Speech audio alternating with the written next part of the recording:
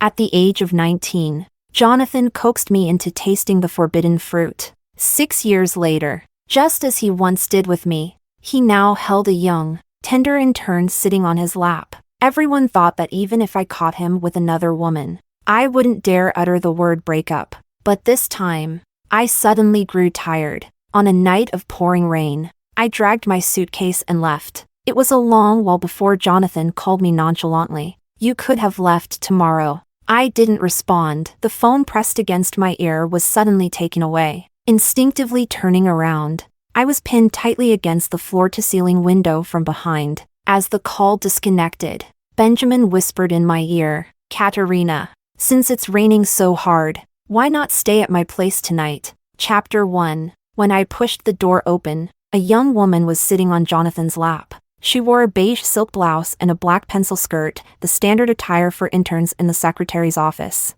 The outfit had a hint of maturity and intelligence, but on her, it appeared naive. Seeing me, the girl instantly flushed with embarrassment and struggled to get off Jonathan, but he merely lifted his eyelids and gave me a faint glance, holding her even tighter. "Don't be afraid. I'm here," he said, with that charming and handsome face. His coaxing voice was incomparably gentle. In a daze, I suddenly recalled when I was 19. He had coaxed me the same way, persuading me to kiss and hug him, to go to a hotel together. He reassured me, "Don't be afraid. Trust me completely." And now, the same words and the same tenderness were being used on a younger girl. I suddenly laughed. Jonathan reeked of alcohol. His eyes filled with a hazy drunkenness. "Katarina, what are you laughing at?" I slowly withdrew my smile and softly said, "Jonathan, let's end this." Chapter 2. After speaking, I didn't wait for his reply, nor did I pay attention to the sudden silence in the room. I just gently took off the plain ring I'd worn on my middle finger for 5 years and placed it on the coffee table in front of Jonathan. I turned and walked out. Jonathan didn't call out to stop me, nor did he get up to chase me. We've been together for 5 years. He has long become a hotshot in the city, and I am just an insignificant TV presenter. So even if I caught him with another woman, no one believed I would dare to say the word breakup. As I closed the door, I heard voices behind me. "Katarina is just feeling a bit embarrassed. Jonah, you should coax her properly tonight." "No need." Jonathan chuckled. "You might as well ask her. Does she dare to break up? All these years, I'm the one who gave her a place to stay.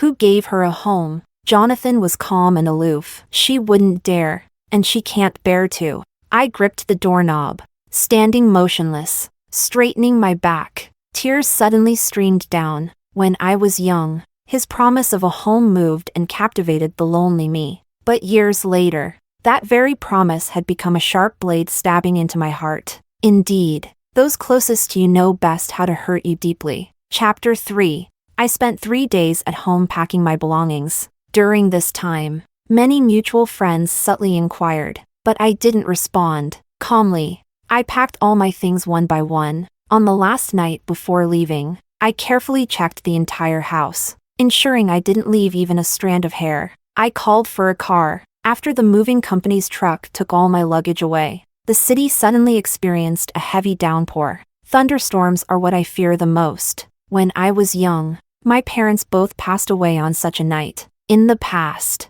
during every such rainy night, Jonathan would accompany me. I was once utterly reliant on him, but now, I no longer needed that. The taxi carried me into the pouring rain. I watched the waterfall like streams on the car window, lost in thought. Suddenly, the car lost control, stalled, and came to an abrupt stop. The car behind couldn't avoid us and rear-ended. Fortunately, it wasn't serious. Startled, I looked back. Despite the heavy rain, the Rolls-Royce with dual plates stood like an ark on the sea, quietly dormant. The taxi driver was about to curse but suddenly fell silent. A black umbrella opened, and a man in a black business suit stepped out. His expensive leather shoes splashed through the stream-like rainwater as he walked to our car. The umbrella shielded the pouring rain, revealing a man with a cold and handsome face beneath. I was extremely surprised, my eyes wide open. "Mr. Ma?" Benjamin looked at me expressionlessly, a playful glint gradually appearing in his eyes. What a coincidence. Chapter 4. The car drove into the underground garage of Benjamin's private residence. As soon as the driver got out, he grabbed my chin and kissed me directly. Terrified, I desperately tried to dodge and push him away, but Benjamin simply clasped my wrists.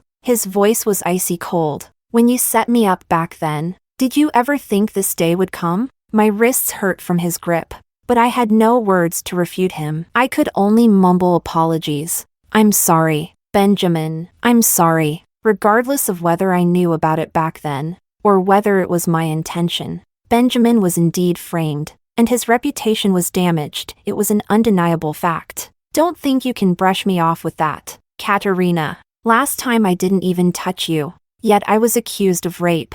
So today, why don't I make that accusation a reality? Benjamin raised his hand to wipe the moisture from the corner of my lips. My face turned pale as I stared blankly at him. Mr. Ma, don't try to soften my heart. He leisurely pulled down my shoulder straps. You should know, my face is hard, and my heart even harder. I closed my eyes in despair, thinking of that half-month-long scandal, thinking of how Benjamin's name became associated with being a rapist. Although the matter was suppressed and no one dared to mention it again, at that time, his reputation was tarnished due to the scandal, causing him to miss out on a major project. And that project eventually fell into Jonathan's hands. So even if this matter was originally a coincidence, a misunderstanding, Benjamin would never believe it. A man like him, how could he swallow such humiliation? Not here, please? I gently tugged at his sleeve, trembling hopelessly. I'm begging you, Benjamin. Benjamin gave a faint smile. Save those words for the bed. Chapter 5. In fact, over the past year, Jonathan and I had rarely shared a bed. So much so that I'd almost forgotten the taste of physical intimacy. So much so that before Benjamin and I were fully connected, I couldn't help but punch him in pain and even bit his arm. Benjamin, could you please stop for now? My whole body was shaking, layers of sweat beading on my forehead. But Benjamin didn't seem to be feeling any better. His face was taut, Adam's apple bobbing intensely. His voice hoarse. Looks like your man isn't up to the task. Katarina, can you not mention him? I lowered my eyes. Jonathan and I have broken up. We have nothing to do with each other anymore. Benjamin suddenly gave me a long, steady look, and in the next moment, he, who had been relentless, suddenly withdrew and pulled away. I breathed a sigh of relief, my fingers gripping his arm, subconsciously loosening a bit. But immediately, Benjamin gripped my waist tightly. A fierce, erupting volcano collided with molten, scorching magma. My fingertips dug into his flesh. My voice shattered under the impact. Outside, the heavy rain poured down. The overwhelming noise drowned out all the intimate sounds inside the room. By dawn, the rain still hadn't stopped. Benjamin carried my drenched body to the floor-to-ceiling window. Suddenly, the phone rang incessantly, over and over, refusing to stop. It was Jonathan calling. My trembling fingers answered the call. You moved out? His voice was devoid of any emotion. My fingertips pressed against the cold glass. I responded hoarsely. Yes. When? Tonight. The rain is too heavy. You could have left tomorrow.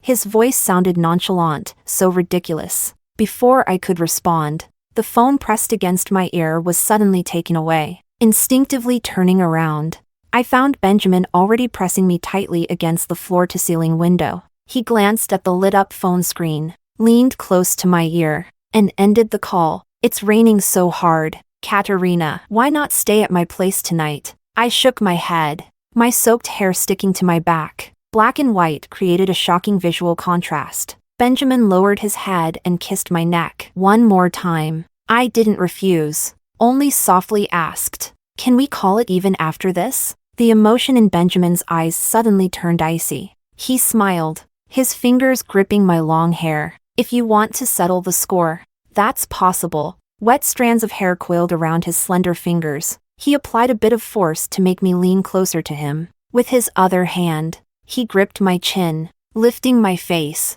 The night was deep, but his eyes were even deeper. Then let me make that accusation a reality. Katarina, only then can we call it even. Chapter 6. A tingling numbness spread across my scalp. In fact, Benjamin wasn't using much force. Actually, during the 2 times before tonight, I could feel he had been restraining himself. Otherwise, I would have already been torn and injured. After all, there's quite a significant physical disparity between us. If he intended to vent his anger, to make that accusation a reality, the one to suffer would only be me. Perhaps because we had done the most intimate thing between a man and a woman tonight. And once a man and a woman cross that line, many things change imperceptibly. Oddly, I didn't feel too much fear. I just looked up at him and even smiled a little. Benjamin, then go ahead and make it real. Just one thing. I stood on tiptoe slightly and proactively kissed the corner of his lips. I don't want to get hurt.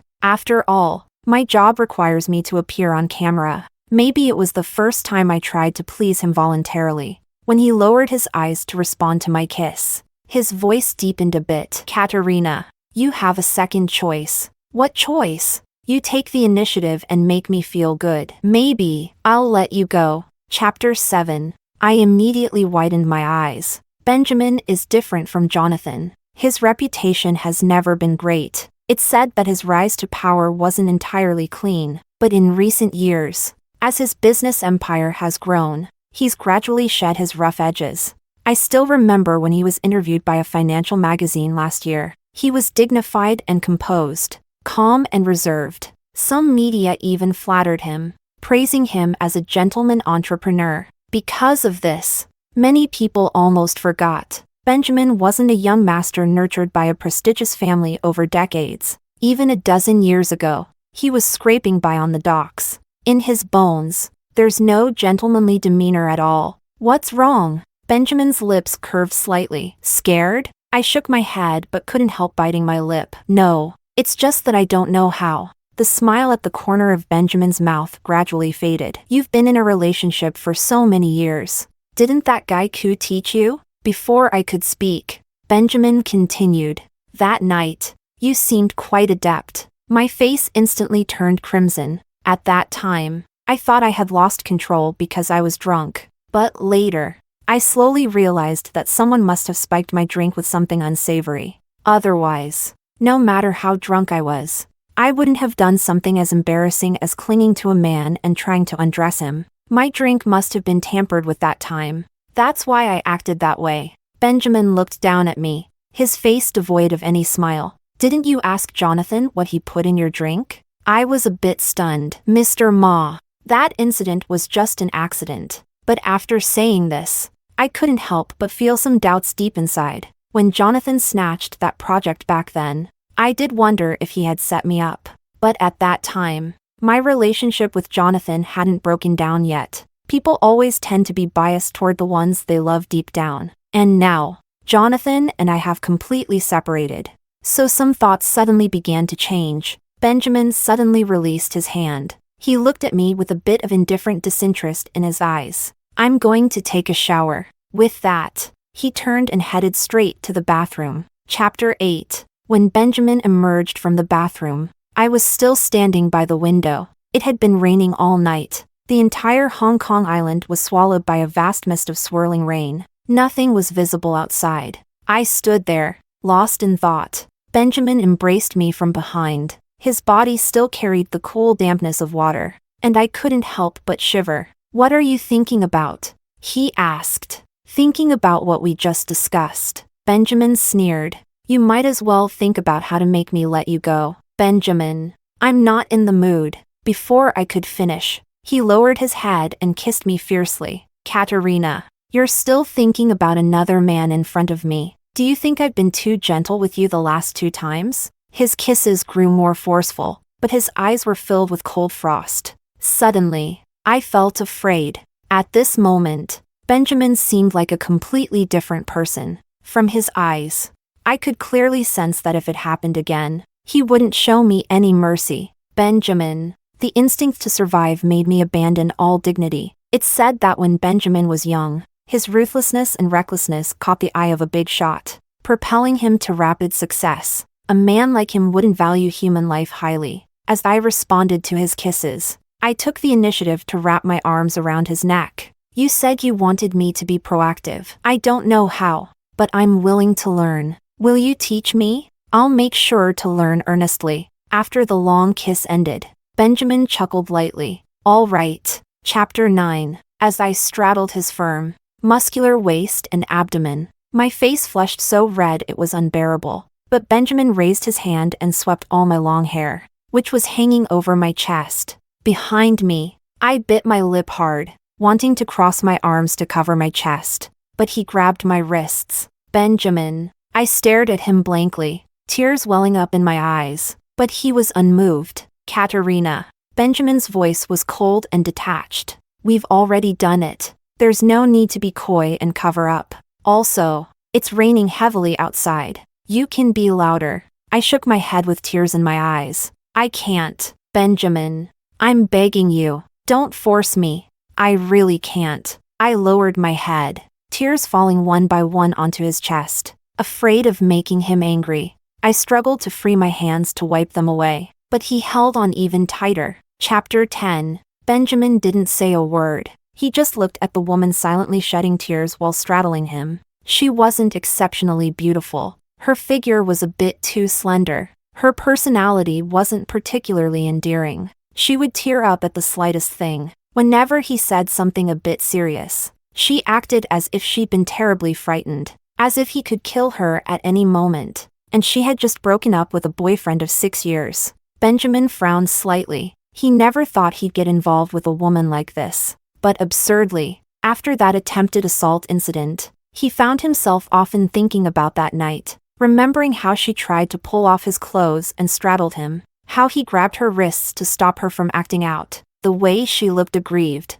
tears streaming down. If it was lust. Over the years, countless women had tried to throw themselves at him. He'd seen those who stripped naked and clung to him, but he never had such a reaction. He even often regretted later why he didn't go with the flow that night and make the accusation a reality. As a result, he felt like he had become a pervert now. He had people monitor Katarina and Jonathan 24 hours a day. From the moment she moved out of Jonathan's house, he followed her car like a stalker. When he took Katarina away, he attributed everything to his desire for revenge. But even though he intended to take revenge on her, he couldn't help but care about her feelings and experiences. Even during those previous 2 times, he had been restraining himself, never completely letting go. Even so, Katarina still acted as if she had suffered a great grievance. Just now, she was still making excuses for scum like Jonathan. In fact, he really wanted to throw her into the pouring rain outside to wake her up.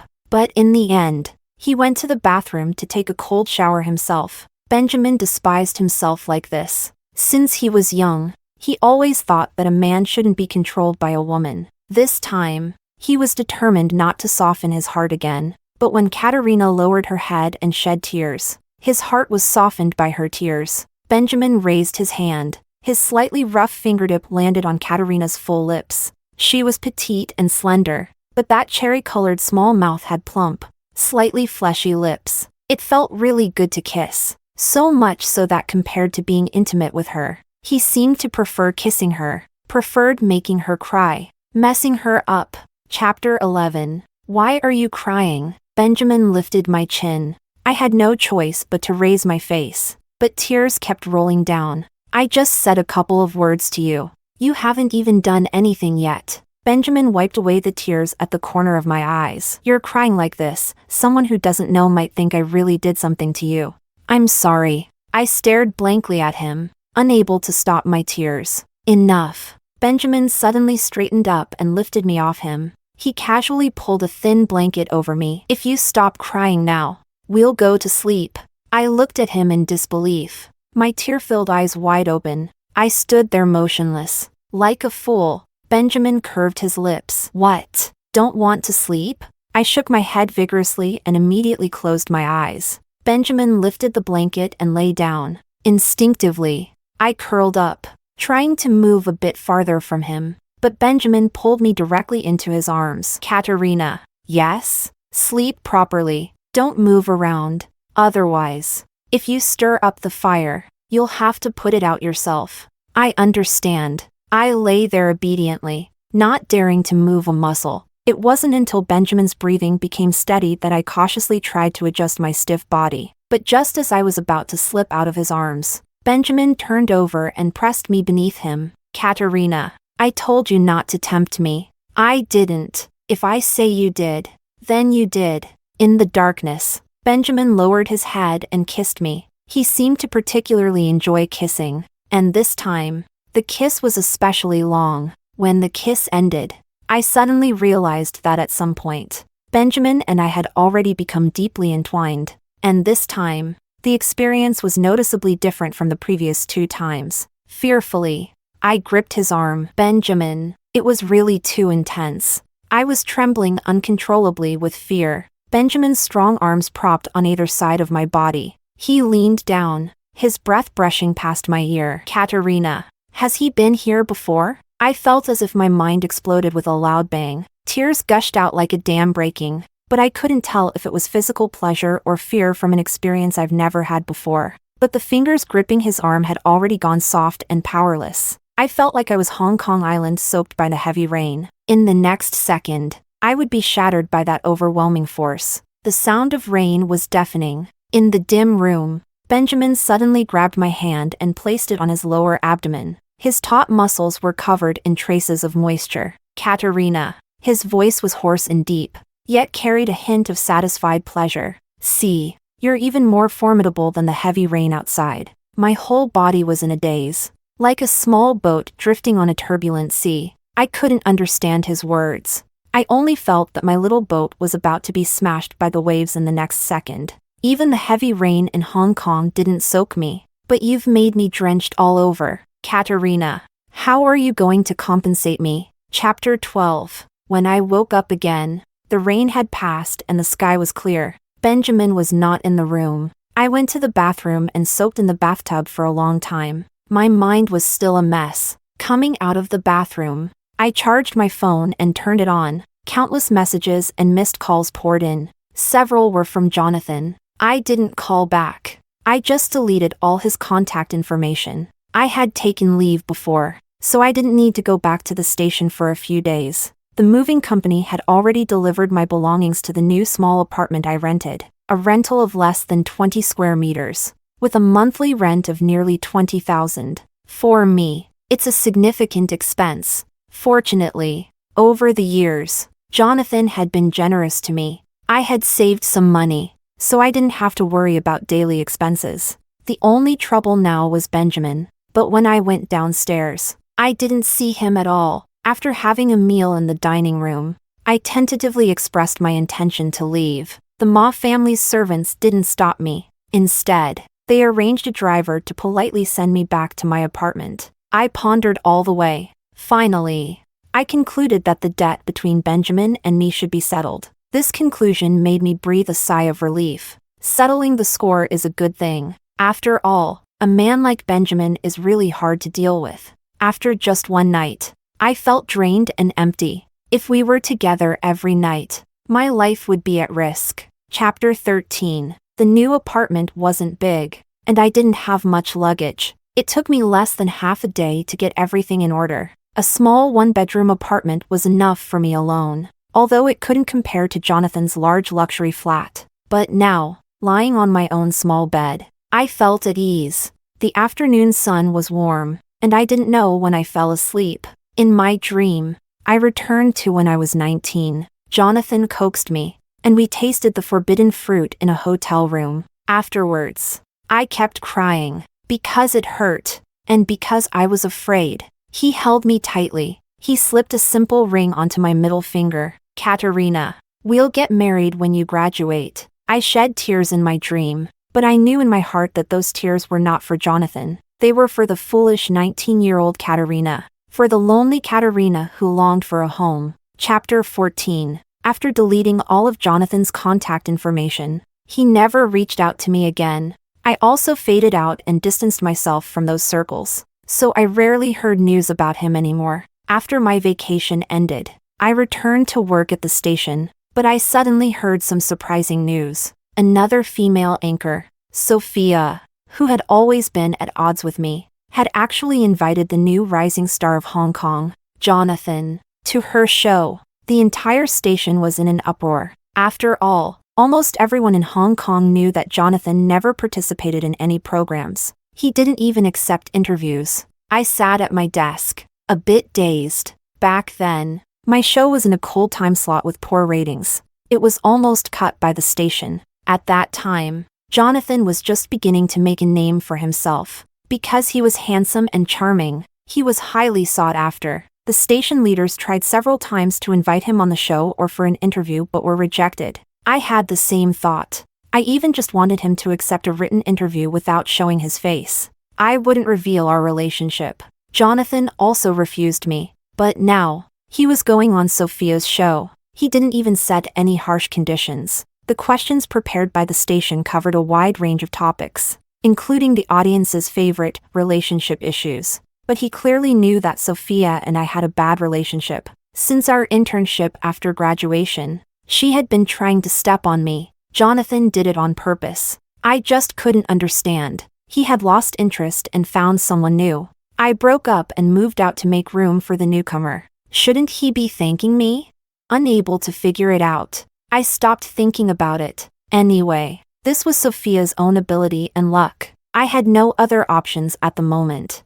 I could only do my own job well. But in the afternoon, I received another refusal from the manager of the newly crowned Best Actress. I wasn't surprised. After all, this program had always been lukewarm. Most of the guests we could invite were nobodies. Katarina, we need to come up with something quickly. Sophia's episode will definitely be a hit. By then, it will be logical for the station to cut our show. I know, I'll think of something. If only we could invite Mr. Benjamin. Of course. I'm just dreaming. My co-host sighed and shook her head. Sophia is really lucky. Actually, the station was planning to cut her show. Who knew she could invite Jonathan? Katarina, do you think there's something between her and Jonathan? I thought for a moment. I heard Jonathan has a girlfriend. There shouldn't be anything between him and Sophia. But I was quickly proven wrong. In the afternoon, Sophia received 999 red roses.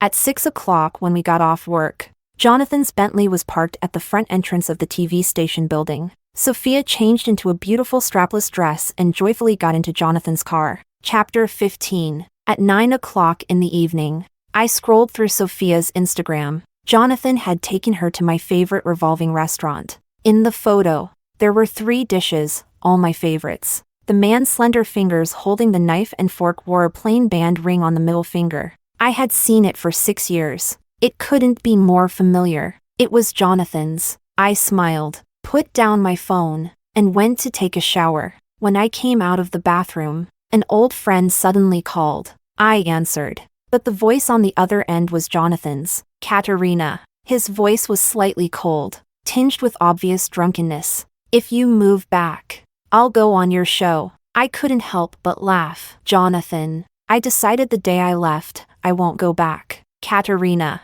you should know very well, if I really go on Sophia's show, your program will be cancelled, and you'll lose your job. So what? Jonathan's voice suddenly softened. I've already fired that intern, and I didn't touch her. Katarina, you have no family, and you're estranged from your relatives. You should know that I'm your only support. Jonathan, I used to think that way, but now, I don't need it anymore. Katarina, don't be so willful. Don't call me again. With that, I hung up.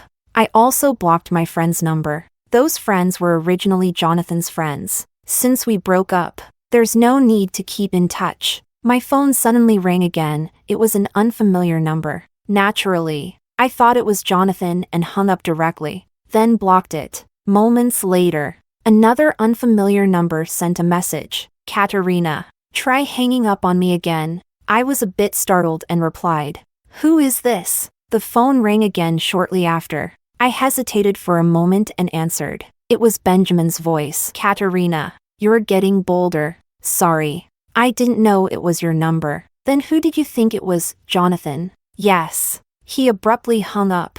I was puzzled but didn't call back. Just as I was about to fall asleep, that number called again. Katarina, open the door. Chapter 16. My bedroom was tiny, and the bed even smaller. The bathroom was pitifully small as well. After Benjamin finished his shower and came in, he glanced at my bed and frowned. I'll sleep on the sofa. I stood up, ready to leave. A single bed of 1.2 meters was cramped even for one person, but Benjamin directly closed the bedroom door. I'm here to sleep with you, not with the bed. My face felt a bit hot. Keep your voice down and don't say such things. The walls here are thin. Benjamin tossed the towel aside. He looked down at me. You're the one who should keep your voice down. When he pressed me onto the bed, Benjamin added, keep your crying quiet too. Otherwise, the neighbors might think I'm killing someone. I couldn't help but glare at him. Stop saying such filthy things. Benjamin nonchalantly smiled while removing my nightgown. Isn't this all thanks to you? I had no retort and could only keep silent. The bed was too small to move freely. The walls were thin. I bit my lips, refusing to make a sound. Benjamin was unsatisfied. You'll move out tomorrow. Stop living here. Move where? I can't afford a better place. You know how high the housing prices are in the city. I'll buy you an apartment. Benjamin lowered his head to kiss me. You'll move tomorrow. I was about to refuse. He added, if you obediently move, I'll go on your show. Really? Of course it's true, but one condition, the interview questions will be provided by me. Chapter 17. The news that Benjamin would appear on my show spread through the station the next day. What excited everyone even more was the explosive piece of news brought by Benjamin's secretary. Mr. Ma will announce a happy news during the show. I can only reveal that it's good news about his relationship. The station leaders were overjoyed. My co-host was thrilled. A legendary mogul like Benjamin appearing on a live TV show for the first time, this was 100 times more sensational than Jonathan's appearance. After all, a dozen years ago, Benjamin was still hauling goods at the docks. Now, he's a big shot who influences the entire city. Who wouldn't be curious about a man like that? After the excitement died down, I made myself a cup of coffee. Sitting at my desk, I stared blankly into space. Benjamin was going to announce happy news on the show. If I'm not mistaken, it should be about his marriage. Who would his fiancée be? Countless socialites in the city favored him. Several prestigious families intended to marry into his. Benjamin didn't come from a good background, and although he's successful now, he doesn't have the same foundation as those wealthy families. He should marry a well-born lady. Naturally, none of this has anything to do with me. But last night, he said he'd buy me an apartment and wanted me to move in. So, does he want me to be his mistress? Although I'm insignificant, just an ordinary TV host, I would never agree to be a mistress. Even if it's Benjamin. Even if being with him would elevate me instantly. Chapter 18. I didn't move into the apartment Benjamin bought for me. The next day, I submitted my resignation to the station. Refusing Benjamin would naturally doom the show's plans. Once again, I was defeated by Sophia. Rather than waiting for the program to be cancelled, I might as well resign. But the station leader's expression was a bit odd. Katarina, you really can't resign now. Why not? Because Jonathan also wants to be on your show. He cancelled Sophia's program to appear with Benjamin on yours, in the same episode. I was utterly stunned. Had Jonathan gone mad? Or did I mishear? Katarina, Benjamin has already agreed. Moreover, Jonathan also wants to announce happy news on the show. If this news gets out, the whole city will explode. Katarina, this is a tremendous opportunity. Once the show airs, you'll become famous overnight. You should take back your resignation letter. The leader handed the resignation back to me. Go and prepare well. We'll start recording tomorrow. Make sure you're in your best state. On the way back to the office, I ran into Sophia. Her makeup was smeared. Eyes red and swollen, she'd clearly been crying. Seeing me, she nearly gnashed her teeth in hatred. Katarina, it's all your fault. You witch. Because of you, you've ruined everything for me. Jonathan was clearly your boyfriend. Yet you let him toy with me like this. What are you plotting? How can someone be as vicious as you? Sophia suddenly went hysterical, grabbing a flower pot and hurling it at me, wearing high heels. I almost tripped over the carpet while dodging. I could only helplessly protect my head. But the flower pot didn't hit me. Benjamin had arrived at some point. He stood in front of me. The pot struck his forehead, and blood quickly flowed. The station was in chaos. Security dragged Sophia away. Someone called for an ambulance. I sat dazed on the floor. pressing against Benjamin's wound. Warm, sticky blood seeped through my fingers. My consciousness slowly returned. Benjamin. I called his name blankly. Then tears started to fall. Maybe because I was crying too hard. Benjamin curled his lips into a smile. Katarina. Why are you crying again? Chapter 19. Don't talk anymore. You're bleeding. Benjamin. So, I'm bleeding. But why are you crying? I couldn't answer. I just kept looking at his blood-covered face. Tears streaming down uncontrollably. Benjamin was taken to the emergency room for stitches. I sat on a bench in the corridor, lost and disoriented. It wasn't until he was wheeled into a ward by a nurse that I was called over. I saw his forehead covered with gauze and wrapped in bandages. Such a tall and robust man, now lying there with a pale and weakened complexion. Does it hurt? I held back my tears and softly asked him, "Do you want some water?" Benjamin nodded, then shook his head. "Sit here." I obediently sat down beside him. Katarina. Give me a kiss. Come here. Give me a kiss. Benjamin. You're still injured. It's just a wound on my forehead. I'll get you a glass of water. I stood up to leave. Benjamin suddenly let out a low groan. Startled. I quickly went over to check his wound, but Benjamin wrapped his arm around my waist and pulled me directly into his embrace. He lifted his face to kiss me, unabashedly deepening the kiss. More and more intense, until I was gasping for breath. Katarina. Why are you so sweet to kiss? Benjamin's fingers caressed my slightly swollen lips. He suddenly lowered his voice and whispered something suggestive. I blushed instantly and pushed him away. Don't even think about it. Benjamin raised an eyebrow roguishly. Can't even think about it? Not even think about it. I glared at him. Scoundrel. Rogue. You're not wrong. I was a scoundrel 13 years ago. I'm not talking to you anymore. Benjamin suddenly smiled. Katarina. I'm injured. How about you make me some soup tonight? Have your housekeeper make it. After saying that, I immediately regretted it. No matter what. Benjamin was injured because of me. I only know how to make the simplest lily and white fungus soup. Coincidentally, that's my favorite. Then I'll make it for you tonight. The smile at the corner of Benjamin's mouth deepened. All right. Make it well tonight.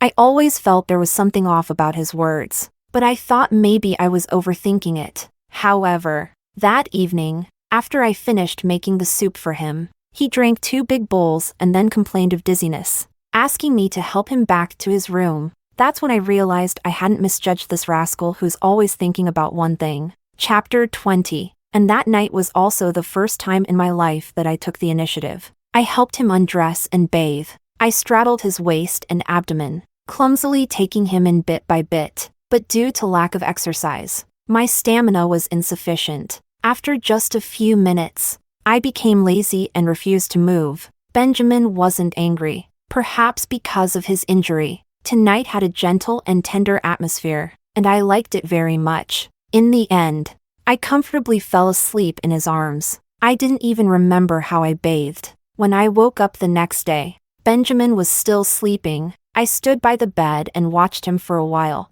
I thought about many things. Originally, when I learned he was about to get engaged, I had decided not to get entangled with him anymore. But yesterday, he was injured because of me. This night, let's consider us even. It seems that from the beginning between Benjamin and me, we were always thinking about how to settle the score or call it even. But anyway, it's come full circle. I didn't wake him. After taking a shower, I left Benjamin's villa. Sophia was taken away by the police. She might face detention. I submitted my resignation letter again. When I left the station, I ran into Jonathan. Katarina. He called out to me, standing under the bright summer sun. Still handsome and charming, but he was no longer the person I once loved. You're resigning? Yes. Don't you really like this job? I did like this job, but now, I was indeed exhausted. Without connections and unwilling to accept the unspoken rules, I could only be sidelined, and if I relied on men to climb up, I'd always be talked about and looked down upon. Maybe it's better not to work. I never supported you working anyway. So tiring. And the salary is low. Jonathan walked up to me. Isn't it good to be a full-time wife? When I first started making money, I told you, I don't want my wife to work hard outside. Now that you've resigned, come home with me, Katarina. I'll take care of you from now on. He naturally took my hand, as if he had never flirted with that intern, never slept with other women, as if we had never broken up. The sun was becoming glaring. I squinted slightly, wondering how Jonathan before me could have become so unrecognizable. I withdrew my hand. Jonathan, we broke up long ago, Katarina. All right. I know you were angry last time, but it's been so long. Your anger should have subsided. I'm not angry. I looked at him calmly. Jonathan, I'm serious. The smile on his face gradually faded. Katarina, you're already 25. Don't be so willful and childish. Without a job and leaving me, how will you survive in this city? Seeing I didn't speak, he softened his tone. Haven't you always wanted to marry me? To have a home? Katarina, I've already prepared the wedding house. It's the hilltop villa in the southern district we looked at before. You can decorate and arrange it however you like. Okay? I wanted to refuse, but before I could speak, Benjamin's voice suddenly sounded not far away. So, Katarina, you refuse to move into the house I gave you because his house is bigger than mine? Chapter 21. Benjamin leaned against his car, a cigarette between his lips, an unapologetic robe demeanor. The wound on his head seemed to have been bumped. Fresh blood seeped through the bandage. I frowned instantly. You can't smoke right now. Benjamin raised his hand to remove the cigarette but didn't extinguish it. But as far as I know, the largest hilltop villa in the southern district is the one I bought. The one he bought isn't as big as mine. Katarina, think carefully. Don't pick up sesame seeds and drop a watermelon. Jonathan's face turned ashen. Benjamin, what do you mean? Benjamin spread his hands. Isn't it obvious? Giving a house to my woman. Your woman? Jonathan gritted his teeth. Since when did she become your woman? Benjamin smiled. Weren't you the one who sent her to me in the first place? Jonathan's expression suddenly changed. Benjamin didn't waste more words with him. The drinks and beverages Katarina consumed back then, I had them properly preserved and have now sent them all to the police. Mr. Koo, if you're innocent, the law will naturally clear your name. But if you're truly the culprit, the law won't spare you, and neither will I. Benjamin extinguished the cigarette as police cars arrived. He said no more, walking past the despondent Jonathan to stand before me. Katarina, I've been a good person for nearly 5 years. Now, can I like you? Chapter 22. I suddenly widened my eyes. A hot breeze blew past, and memories that were almost buried surged back. A girl who had just lost her parents in a shipwreck. A young man scraping by with hard labor at the docks. Two people who shouldn't have crossed paths suddenly connected because of that incident. The anxious girl wiped the blood off the boy injured in a fight, placing cartoon band-aids from her backpack on his forehead wound. The boy, dazed, clutched her white dress and wouldn't let go. The kind-hearted girl sat on the dirty ground with him, never leaving. When they parted, the boy asked the thin, frail girl, "What's your name? Can I come find you later? Can I like you?" The girl stuffed the band-aids and spare change from her backpack into his hands, smiling lightly. Then you have to be a good person. Boys who fight can't like me, and I won't like them. If I become a good person, can I like you? Of course. Being liked is a very happy thing. She waved at him. I have to go now.